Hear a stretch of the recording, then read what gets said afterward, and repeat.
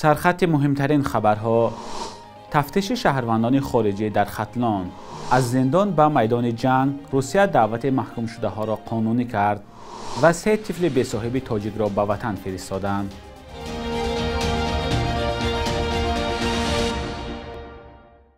درود بینندگان عزیز، برنامه نوید بامدادی است با آخرین خبرهای تاجیکستان و جهان. امروز 21 ایون است. وزارت کارهای داخلی تاجیکستان از آغاز عملیات نیلگال 2023 خبر داد. در خبرنامه این نهاد آمده است کارمندان پلیس همراه با ماموران کمیته دولتی امنیت ملی و خدمات مهاجرت سنجش رعایت قاعده‌های بود و باش از طرف شهروندان خارجی را می‌سنجند. معرکه از 19 تا 25 ایون دوام می‌کرده است. مقامات گفتند هدفشان آشکار نمودن شهروندان خارجی و شخصان بی شهروندی است که بی روادید، به قید شناسنامه در مقامات کارهای داخلی و به اجازت برای کار در تاجیکستان کار میکنند. عملیات نیلگال همه ساله برگزار می شود. سالهای گذشته به دنبال گذراندن این عملیات چندین شهروندان خارجی برای نقض قاعده های بود و باش از تاجیکستان اخراج شدند. در روسیه طرح قانون را قبول کردند که بر اساس آن محبوسان به خدمت در ارتش یا جنگ دعوت خواهند شد، اما قانون نسبت به محکوم شدگانی که جنایت‌های جنسی، تروریسم، افراطگرایی و خیانت به دولت کردند تطبیق نمی‌گردد. طرح را روز 20 ایون وکیلان دومای دولتی روسیه پذیرفتند. تا حالا از محبس‌های روسیه هزاران نفر از جمله شهروندان تاجیکستان را به میدان‌های جنگ در اوکراین بردند. از این امتیاز شرکت خصوصی حربی واگنر استفاده می‌کرد و زندانیان را بر اساس قرارداد و با وعده عفو به جنگ در اوکراین می‌برد. مالک شرکت یوگنی پریگوژین یکی از شخصان ثروتمند و نزدیک به رئیس جمهوری روسیه ولادیمیر پوتین است. اکنون این امکانیت به مقامات دولتی روسیه از جمله وزارت دفاع این کشور داده می شود. رادیوی آزادی تا این دم درباره کشته شدن کمش 20 زندانی تاجیک در جنگ روسیه در اوکراین خبر و گزارش داده است. جسد اکثر آنها را در تاجیکستان دفن کردند. بنا به تحقیقات اخیر BBC، نه کمتر از 93 زاده دولت‌های آسیای مرکزی که از طرف روسیه می جنگیدند در اوکراین به هلاکت رسیدند. بعضی از آنها زندانی بودند. از روسیه یک خبر دیگر هم داریم. سفارت تاجیکستان خبر داد که 3 طفل تاجیک را که در روسیه بی پرستار مانده بودند به وطن فرستادند. سفارت درباره این 3 طفل معلومات زیاده نداده است، اما خبرگزاری از پلوس نوشته است اینها طفلانی بودند که مادرانشان شهروندان تاجیکستان در تولدخانه‌های روسیه آنها را تولد کرده و پرتافته رفتند. هر 3 طفل دختر بودند. اکنون نهادهای زیرتابع وزارت کارهای داخلی تصمیم میگیرند که این 3 طفل را به خویشاوندانشان در تاجیکستان بدهند یا به خانه کودکان. مقامات میگویند که از آغاز سال 9 شهروند نابالغ تاجیکستان را به وطن برگرداندند. ای هموطنی عزیزتر از جان، ای یوسف امروزی کنعان، بیرون ز وطن چی حال داری؟ بیا و از روزگارت ما را آشنا کن. بینندگان عزیز، اگر شما دور از تاجیکستانید و از نازکی‌های مهاجرت آگاه هستید و می‌خواهید دیگران نیز بدانند، پس این برنامه برای شماست. روزگار مهاجر، مطابق شوی به محیط نو، قصه های انسانی و سبق های حیاتی.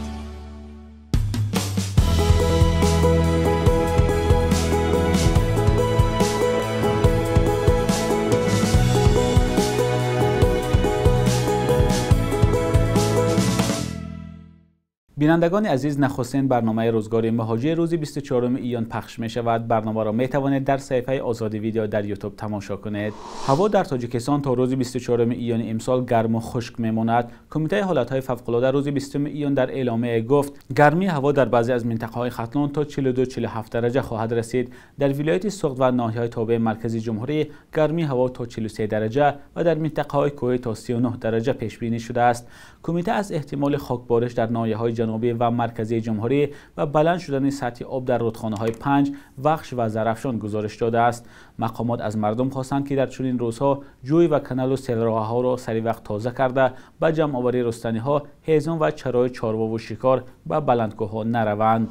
سازمان یوساید با تشکیل دوره‌های آموزشی تلاش دارد به جوانان ولایت ختلان کسب آموزد، از جمله به مهاجران مثل علی جان عزیزوف که از روسیه دیپورت شدند.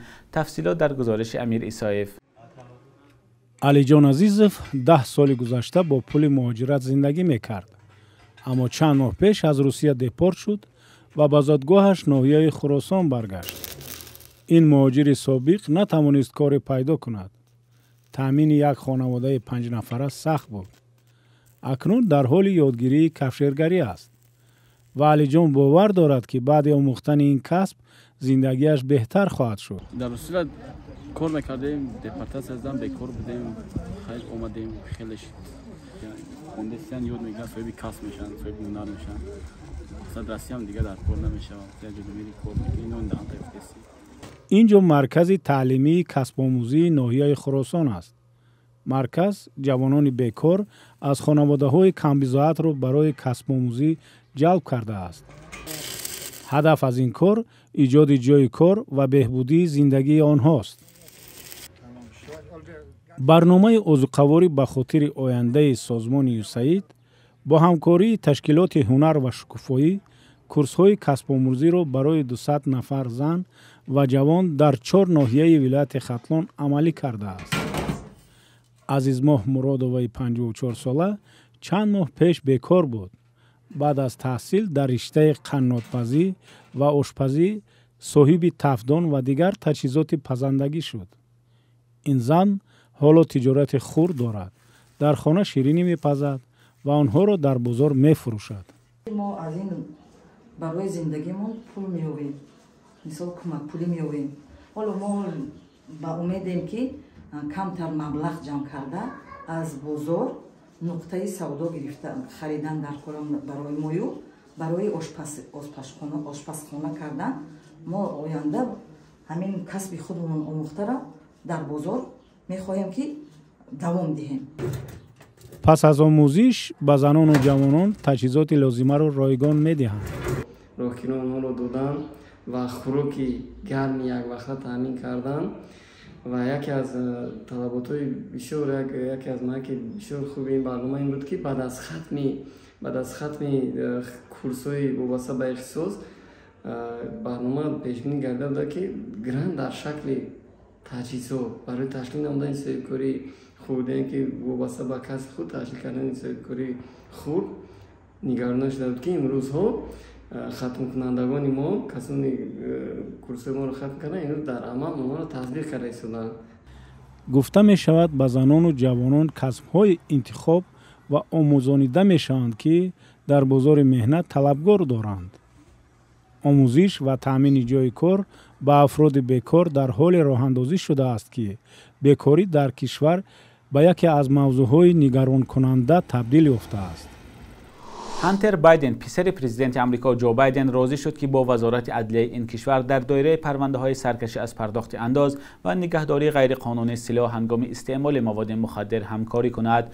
BBC گزارش داده که پرونده اول 2 حالت سرکشی از پرداخت انداز را در سال‌های 2017 و 2018 در بر می‌گیرد. همه این پول‌ها علیه پرداخت شدند. بایدن خورده راضی شده است که خود را در دایره این پرونده گناهکار اعتراف کند. به نوشته اسوسییتد پرس پرونده دوم به خریداری تپانچه کولت کوبرا اسپیشال ربط دارد. او صرف نظر از آن که دوام 11 روز ماه اکتبر سال 2018 مواد مخدر استعمال میکرد این سلاح را خریده است. بخش یک روز تاریخ را در تقدیم خرامان بقازاده ببینید که مهمترین تحولات تاریخی در روز 21 ایون را فرا میگیرد.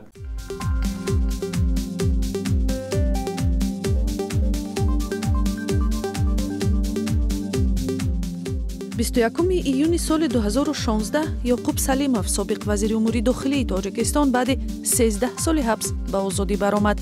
یکی از فرماندهان با نفوذ فرانت خلقی با اتهام بندیتیزم، خیانت به وطن و دیگر گناه‌ها سال 2005 به زندان محکوم شد. 21 ایون سال 2018 تاریخ شناسی معروف و مؤلف تاریخ تبر تقسیم رحیم مصف درگذشت.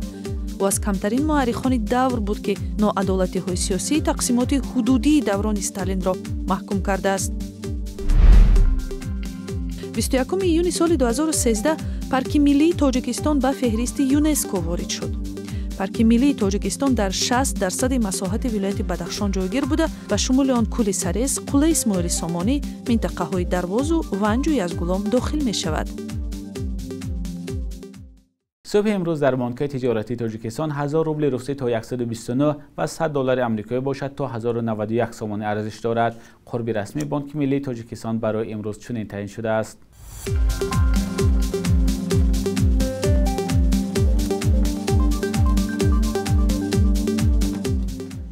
بینندگان عزیز، مهلت جدا شده برای برنامه نوید به انجام رسید. تشکر که با رادیوی آزادی هستید.